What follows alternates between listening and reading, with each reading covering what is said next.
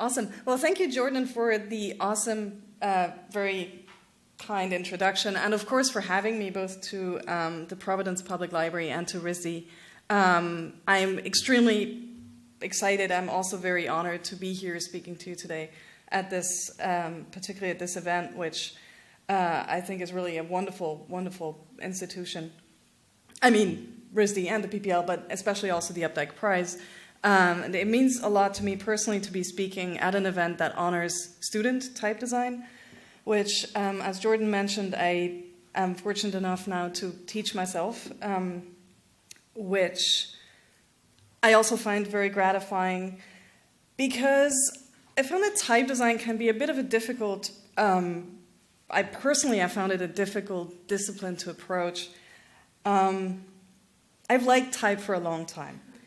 But it took me a long while to figure out that type design is something you can actually do, like even that it is a profession, and then how to approach it.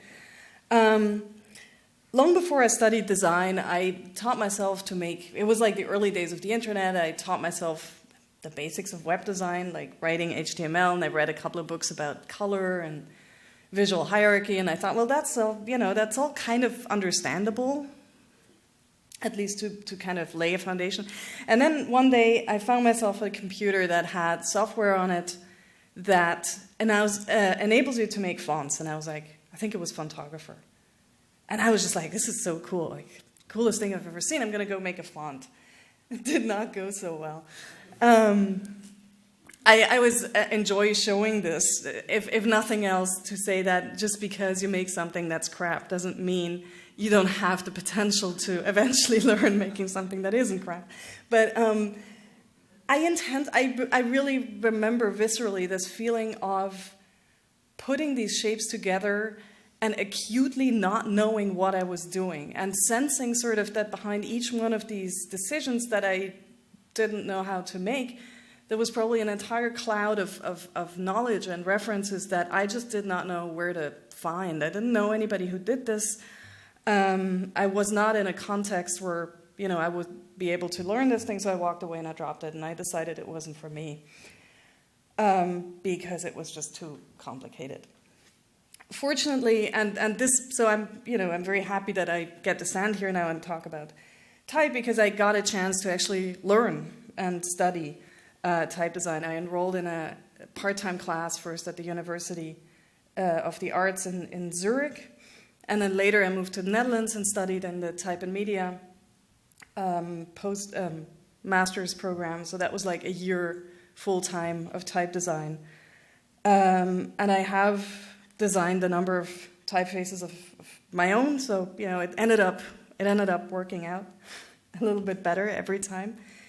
And now, as Jordan said, I basically scored my dream job in the world, and I'm sitting there all day and I'm making type, and it's like, it makes me very happy that I get to do this every day.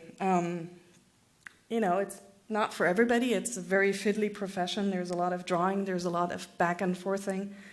And I still find it challenging to describe the process of making type and what it actually means to design a typeface, because previously I was working in typography and graphic design and before that in web design, and if you make a book or a poster or even a website, I find that it's more tangible. Like, you end up with a product which you can look at, and at some point you feel like you've seen it. With a typeface, there are so many moving parts that it can be hard to grasp what actually is that object that you're making. Because it's never just about this one drawing that you're refining. It's never just about making a beautiful G, right? It is about making a group of shapes that, by their very definition, have to be distinct and have to be different things, but share some of the proportions and share some elements that repeat and that echo and that kind of reverberate through on different scales, on different levels, and of course it usually isn't a copy-paste job. And that, of course, is only talking about the black shapes of the letters, which are only part of the story. And then you get into this kind of, and I always, when I started out, I always thought that sounds kind of meta and weird and mystical, but it is true that the white parts of the letters are arguably more important than the black parts, because the counters, the insides, give us an idea of the visual proportions, the apparent size of things, and the rhythm, of course, that all these letters make when they come together into words. And the fascinating thing, or one of the many fascinating things I find, is that you're kind of sitting there working on these little individual elements, but in the end what counts is the texture that it makes when it all comes together, and the voice that it develops when it all comes together to form words, to form language. And of course the fun part of that is that you never know what words it's going to form and what language it's even going to be used in. Of course we all hope that people are going to use their typefaces in something like Latin that just has a beautiful, inherently beautiful rhythm. But how do you know it's not going to be Welsh? Or, for that matter, German? And this kind of puzzle of making a system of shapes that can potentially, ideally, work well in pretty much any thinkable combination, I think is very attractive. So, to me, at least in my head, typeface design is a lot about not just designing individual things, but thinking intensely about the relationship between these things, how they relate, how they compare to one another, how they sit next to one another. And on another level, a similar thing applies to type design as a discipline, which sits at the crossroads of a whole lot of other fields that have some amount of impact on it. Because of course you have, on the one hand, it's a creative discipline, so it's going to be impacted by the current zeitgeist in like art and design and fashion, etc. There is of course typography that has a very direct link to how the type that it uses ought to be shaped. But there's also things like optics and the physiology of reading and the psychology of how we perceive the shapes that we read. There's, of course, technology that influences like how type can even be reproduced in any which medium. So there's like this whole host of other fields that, if one learns about typeface design, I think can be interesting to start learning about as well. And of course, all of this is not static, but this entire bubble of things moves through time and has a history that it can refer back to, and a future that we can usually not see very far into, but that we're all helping to build. All of which is to say this shit is really complicated. And when it gets too much, I sit down and I look at some books and remind myself that it's just also a very sensual thing to me, like looking at beautiful letters and looking at how they have evolved over time and what other people have come up with before. Is very fascinating. We have this great little library at the office, and then I head out and I wander around, and New York City becomes kind of my extended happy place, my extended library. And that's the first story I want to tell you about, because what I'm going to do tonight, and I forgot that in the whole intro, is so the looking, the making, and the questioning are sort of three angles at which I try to kind of pierce this big dust cloud of what this field even is, or how I've tried to approach it in my own work. It is a personal story. It's also, you might disagree. I'm actually really looking forward to the conversation to see what happens there. But maybe it can be, well, I'll just start. So I'm always amused when this question comes up. Which comes up with some regularity in different contexts. Where does your inspiration come from? And I'm just like, I look at things. It's kind of everywhere, really. I find that when I walk around and I look at things, it's not very hard to see things that are interesting or fascinating, or even when they're not nice. One of the nice things, if you're into letters, is they're kind of everywhere, and they yell at you sometimes. Sometimes they're also very quiet. But especially, and I found that especially traveling or moving to a different place can really make that even more apparent when you get immersed in a different visual culture than you've kind of got accustomed to. Like, I moved to Brooklyn last year, and I just cannot get over the fact that even this is a trash truck, and it looks like it has hand-painted lettering on it, which in Switzerland would not be a thing. I find this amazing. Also the laundromat around the corner, which even proudly presents itself as the fun house. which must refer to lettering, right? Because I don't know who finds dry cleaning fun. It leads to unexpected moments of poetry. I found this very poetic and beautiful. Tobias explained that this is actually the building of a newspaper which was titled forward, so that's their office. It actually has like a non-poetic explanation, but so it's kind of beautiful to wander through these worlds and kind of start connecting the words that you see to the stories behind them. Sometimes it's unexpectedly funny. This was a little auto repair shop around my corner, which is kind of, very matter-of-fact about what it offers until it gets to the repairs, which for some reason it gets very excited about. Also air conditioners. Air conditioners are a lot of fun.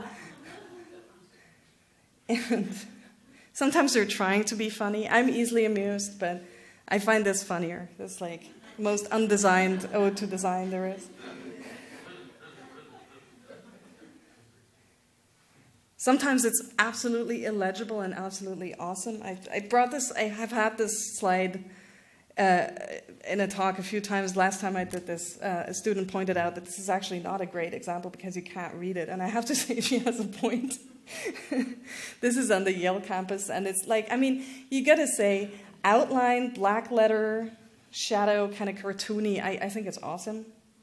It's also hard to read. This is also from Yale, and this is a mystery that I'd really like some input on if anybody has any, because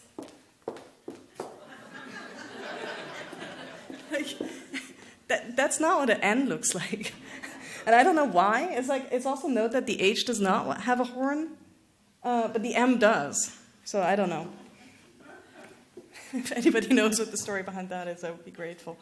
It's been haunting me. There's also something about how letters can really open up a sense of place, especially, I think this is pretty acute now in my perception because I've just moved to New York relatively recently. And I keep walking around and seeing these things where I'm like, they don't make signs like this where I'm from. Also, in terms of the material, I really enjoy the kind of hand-painted signs where you can kind of see the texture dissolve as they age. And yeah, speaking of textures, this is in Germany. It's is this the most German-looking thing you've ever seen? And this is Tokyo. I find even if you can't read the things, they can really contribute to an atmosphere. So I just do this, wherever I travel, I walk around, and it's actually sometimes annoying because I never have photos of people or of what a place actually looks like beyond the letter forms. But there's so much inspiration in this. This is what I wanted to show you guys. This was in Armenia, and I can barely decipher Armenian, but even if you can't it doesn't really matter on this level, I think, what the letters are. Just for the observation of pattern, of rhythm, of proportion, of what happens in these shapes, which I just find incredibly exciting and also incredibly valuable to study, even if I don't, make Armenian type. Or this, which is also from Armenia. I have no idea what this says, but there's something in it about positive and negative shapes and about sausagey round shapes and sort of very hard angular shapes. And I think it's an amazing contrast. And I also believe that if you go around, you look at stuff like that, and I usually take photos of everything, and I take too many photos, and I'm bad at cataloging them. But still, just the act of looking at things intently, I believe you build sort of an internal dictionary of inspiration, of shapes that you can draw from, that you can go back to. And Oh God, I just love this thing. I do walk around to sigh at buildings.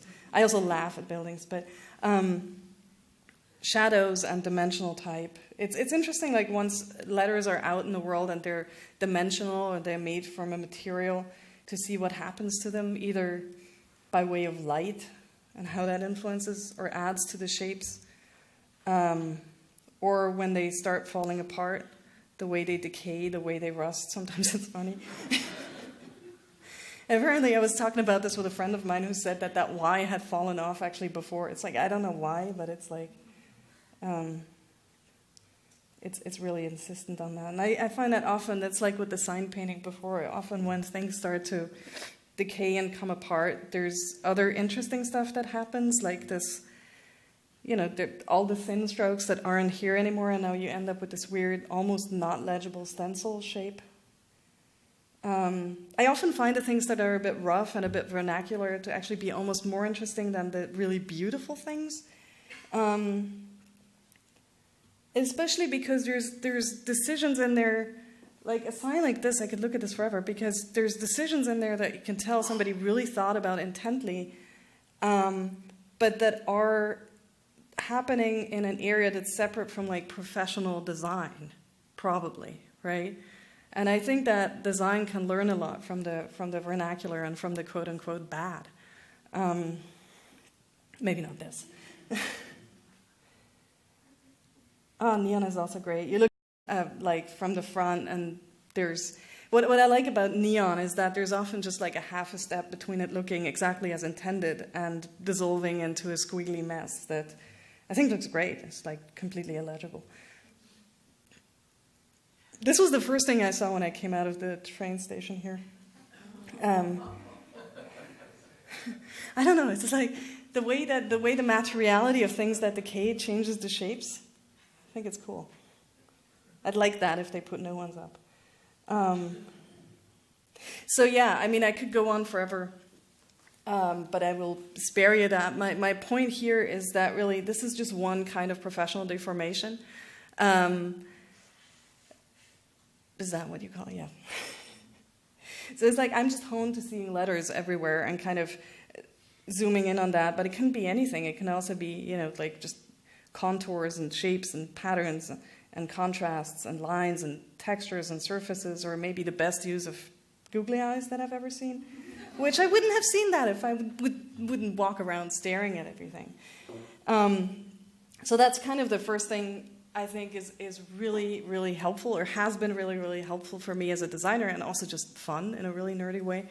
It's just looking around and staring at things. And I think personally, I feel like I have been able to draw a lot out of just the things that I see when I walk around. And now we're not even talking about, actively searching and looking at art and looking at specimen books and going to museums and all of that, which is a step beyond that. But I think even just what's around you on any given day can supply you with, potentially with a lot of inspiration and a lot of things to visually think about as well.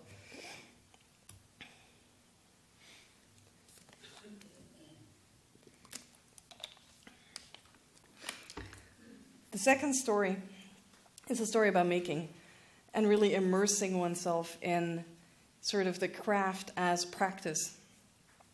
And so the story starts at the end of this project. Ernestine was my first published typeface. So that was the first one after that really shitty one that I showed in the beginning. And this was the project that I started at that type class in Zurich and then finished on my own. And it took 3 years, and it was really, really, really, really hard. Like, I also I got very, very perfectionist on it, and I just would not drop it. And so it was like the last year felt like this. I was basically just fiddling with details all the time. This was all the stuff in the typeface. I didn't draw all of this because there was some Armenian that was contributed by a colleague of mine, Hrant Papazian. But I made about 80% of this. And I was very, very proud of myself, and I was also very, very exhausted. And I had sort of most people I knew who also learned about type design were kind of sketching different things all the time, and I kind of forbid myself to do that because I was too scared that I would get distracted and not finish this thing. So I finished this thing, and then I had no idea what to do next. And I was like, basically, I was sitting there and I was waiting for inspiration. And I was like, what should I draw? And like, everything I tried to draw looked like that typeface because I had learned to draw type by making that typeface. And I just couldn't get away from it. And then at a workshop at a conference in Berlin, oh no, I was going to say this first. And this is kind of a thought that I find very helpful in this kind of context, is that sometimes if you don't know what to make, and you're in this paralysis of not knowing what to make, sometimes you just got to start somewhere. And then the thinking and the making are, it's not always a linear sequence in the way that you think, right? So I just started making things. And one of the tools that really helped me with that is a website called Typecooker, typecooker.com. The idea is that it tells you what to draw. So you can stop thinking about what to draw. It tells you what to draw, and then you draw it, and that's the idea. So it generates randomized briefs for type sketches, and it gives you parameters like, for example, how bold should the thing be, how wide should it be.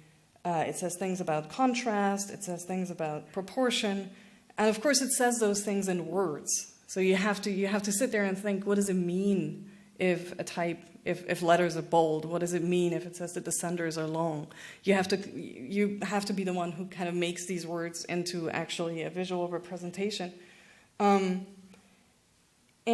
so I started sketching, and it all did not look very good, but I was drawing stuff, and so after a few days I was like, okay, I'm gonna make this a project. And I quickly announced it, and I made a hashtag for it before I could go back. And these are the rules that I set up for myself. I was going to make one sketch every day. I was going to publish those sketches online, even when I hated them. This was a really hard part. I was going to draw them by hand, because I've always been somebody who takes much more easily to drawing digitally. But the problem is that at least for me, when I draw digitally, I find it really hard to not immediately kind of jump into the details and like make the details really nice. And then I back up and I realize, wait, actually the proportions are off, or actually something bigger is not quite there yet. So that's something that drawing by hand I find is really kind of helpful for, especially when you do it loosely, is that it makes it easier to kind of explore what are the basic parameters and the basic proportions. Before you commit to really saying, okay, that this corner point is exactly here. So these were supposed to be quick, and this was also very hard in combination with the publishing them online, because they're all kind of rough. But that was the point, that I tried to get myself away from out of polishing mode. You'll also notice that all of these, I'm just going to start showing them. Most of them are not words. Like, I don't know what a rig fib is. They started out as sometimes being words, but I tried to. The idea was to not make it a lettering exercise, but really make it a sketching for a type exercise. So I tried to select groups of letters that would be helpful for potentially developing this into a typeface. So there would be an N, there would be an O. Sometimes it was numbers. Something with a diagonal, something with an A sender, something with a D sender. Just kind of have a nice mix of letters, and I just literally made these up as I went along. It kind of added a nice little Dadaist quality to the whole thing. And and this was the first time, I remember this one, I was like, ooh, that actually looks good. And that I think that was the first time that happened. Usually it was just, I don't think most of these are particularly good. That's not why I'm showing them.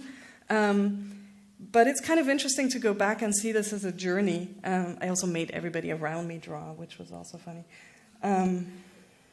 But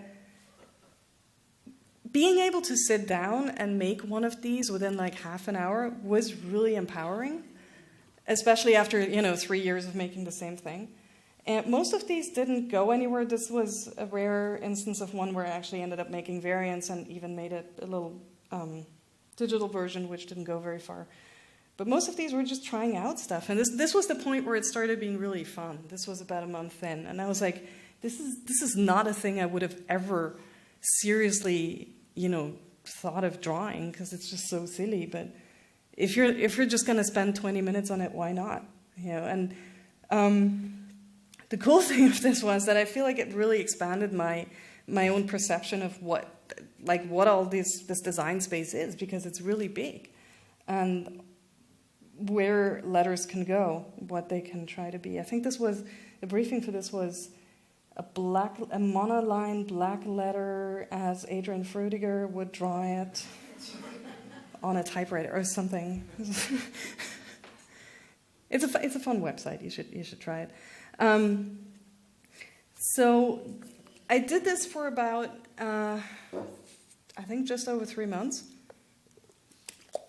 and then I went on vacation, and I was just like, okay, this is enough. I mean, I didn't start out with like a goal of doing it for a year. I'm glad I didn't. And this is just last month. I had a little exhibition out in California. We put all these sketches up. I think that's almost all of them. And I'm really glad I did that. I'm also glad I'm not, doing it every day anymore, because it does end up taking a lot of time. But what this project taught me is that sometimes you really have to not worry about polish. And there's something very valuable about just getting the gears turning and getting into the making as practice. And that's going to generate a lot of ideas as you're going. And it's also going to obviously build your skills and build the vocabulary of thinkable shapes that you can make.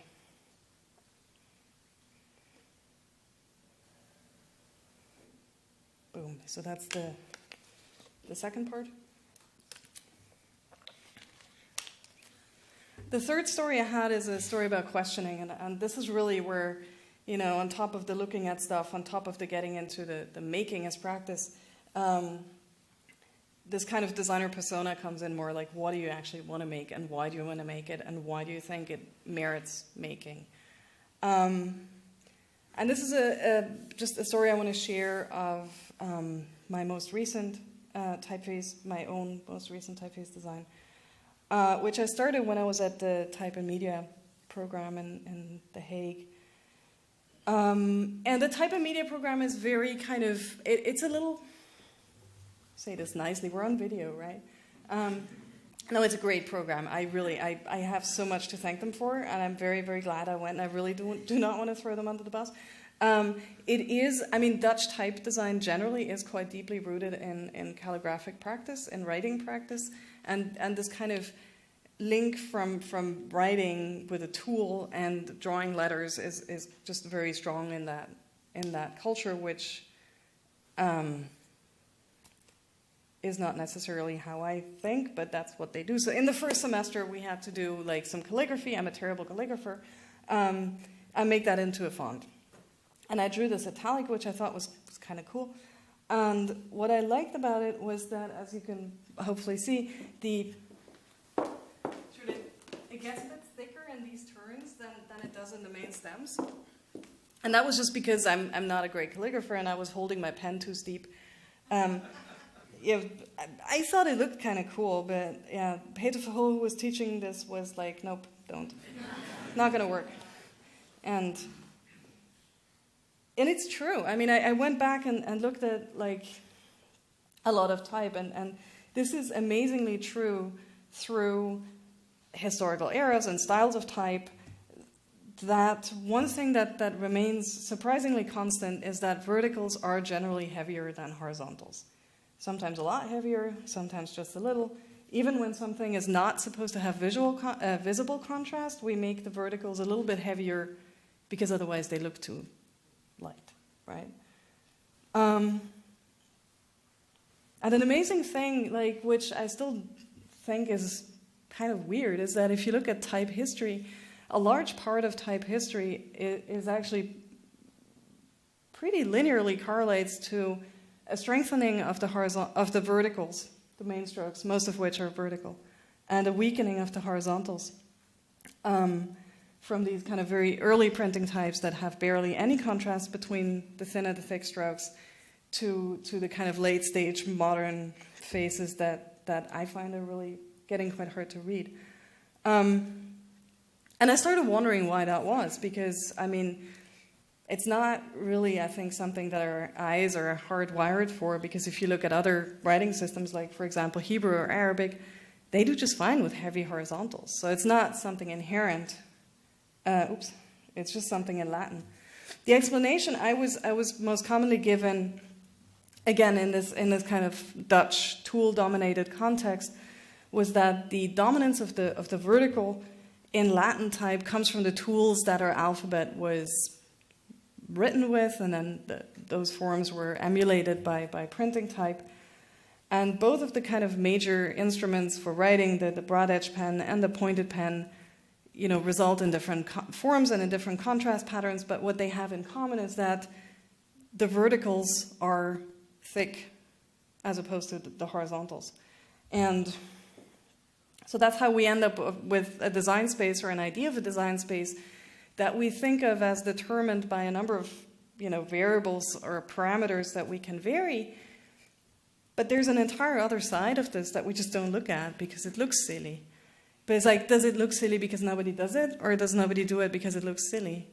And of course, it's kind of, those things are kind of the same, right? Because a lot of the aesthetics of type are coming back to things where, what is the acceptable reference frame? That is what we're used to seeing, and how far can you push that out of how far, like, the limits to which you can push outside of that reference frame without it looking really weird and really distracting, I think are very, very slim.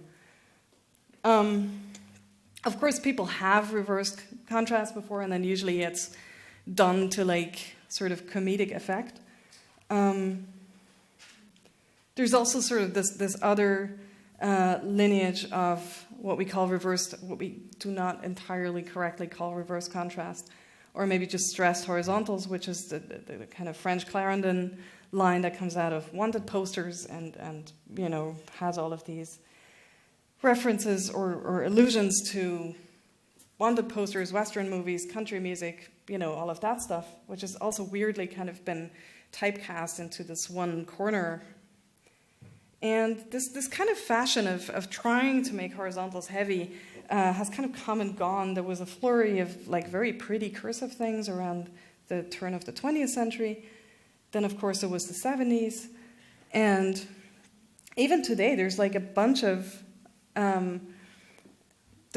really fun typefaces that have heavy horizontals. Most of them are more kind of display typefaces. And I started looking at typefaces that do this in a subtle way. And there are not so many of those, but there are a few. And the interesting thing about this is that I could find barely any with serifs. So that was kind of the backstory. And then I thought, well, what would happen if I tried to make a typeface that does have stressed horizontals, but very subtly, and tries to be a text face? So it does not try to like call attention to itself and say, hey, I'm weird and different, or ugly, or clownesque. But I'm a text face and I'm a little bit different, deal with it. So the place where I started in the beginning was that I just decided to switch this system to its head, and I started literally writing with a pointed pen that was held sideways. I was still a bad calligrapher, but this was fun. Because I felt like I was kind of, inventing something that was slightly new or slightly different. I went into this little rabbit hole where I started looking at my type history books and reimagining what type history would have looked like if it had always been the other way around, which kind of starts going weird really quickly because you start thinking about serifs and what they are, and would serifs have serifs, and then I had to drop that. But because you are, in a way, if you make horizontals heavy, that's a really weird thing. You're kind of reversing the hierarchy of a shape, right? Because we're often dealing with like stems that are heavy, and then they have serifs that are light. So if you increase the horizontals, you're kind of making what was supposed to be like an ornamental little end piece louder than the actual structure that it stands on. And it does seem like not a logical thing until you remind yourself that other writing systems do this, and it's fine. So I started sketching, and I sketched a lot, and this, by the way, was great. Students are like the luckiest people in the world. I'm not saying this because you guys are students, but I was working for a few years, and then I went back to school, and when they sat me down and they were like, okay, you can just sketch for the next month. It's pretty great. So this was an interesting journey, like especially with questions like, how do you connect these big clunky serifs to thin stems and not make them be too loud or feel out of place? The other thing that was really a struggle was not making it feel mechanical, like the weight was just kind of glued on top and bottom of the shapes. So I tried really hard to make them kind of organic and bake this extra weight into the shapes. And it was really difficult because I had to think pretty hard about what do I actually mean with stressing the horizontals? What exactly gets stressed? How does this relate to a normal contrast pattern? What do I do with the pointy bits, as in the V, where it's really hard to put any weight there in the point? But yeah, so this is what I ended up with, and it was actually kind of, that's a bit too much detail, but putting it in text, I was actually a little bit annoyed that it works. I think it works because it's like, when you look at it for the first time, I think it feels a little weird, but it reads fine. And I was sitting there thinking, how can this work fine? It's like we're coming out of a type history that has over centuries reduced the horizontal, when in fact it could have also gone this way.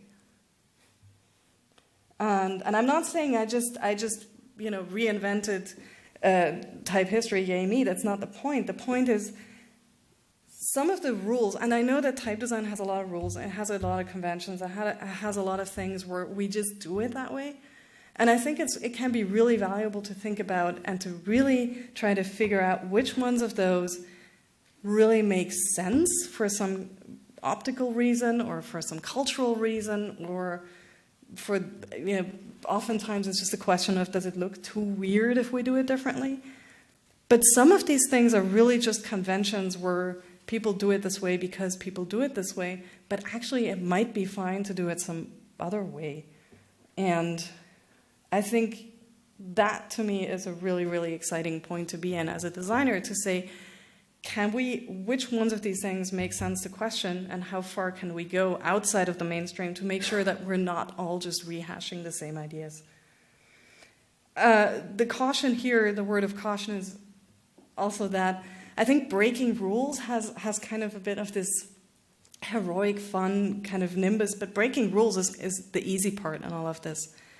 Sitting down and saying, I want to do something different, is the easy part. The hard part is coming up with a new set of rules. And of course, as I said in the beginning, when you're making a typeface, what you're really making are the rules, the policies, and the dependencies that bind these shapes into a dependable system. So you have to be very aware of how these shapes behave. And of course, if you're avoiding the common rules of how this is done, you have to come up with your own ones, and that's pretty hard. But all this stuff is hard anyway. But that's also what makes it fun. So those are three things that I've personally found valuable to learn and to try to keep in mind as I go forward. This is, not a complete list. I feel like I'm still very, very much in the middle of learning things, and I hope I never stop. But thank you for listening. Now we're getting to the actual important part of the evening. And of course, after that or before that, or however you wanted to do that, if you guys have questions, I'm glad to be here. Thank you.